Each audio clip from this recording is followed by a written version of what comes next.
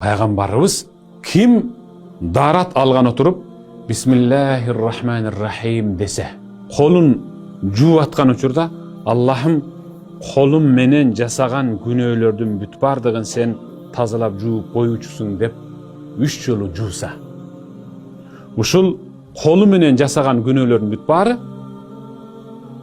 жууп жаткандагы тамчы менен кошо күнөөлөрдүн бүт баары тамчы менен агып чыгып кетет.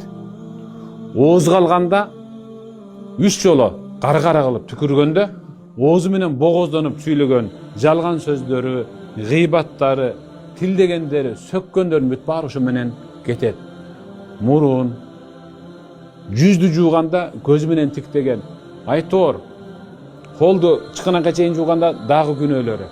Эң аягында эки аякты жууп, ордунан туруп келе жатып, ордунан тургандан кийин Ашхаду ан ла илаха иллаллах ва ашхаду анна Мухаммадан абдуху ва расулух.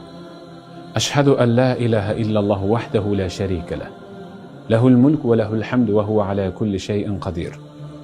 Аллахумма адж'ални минат таввабин ва адж'ални минал мутатаххирин десе, ал дарат алган жайынан намаз окуй турган жайына келгенге чейин күнөөдөн жаңы төрөлгөн наристеде арылып таптаза болуп келет деп.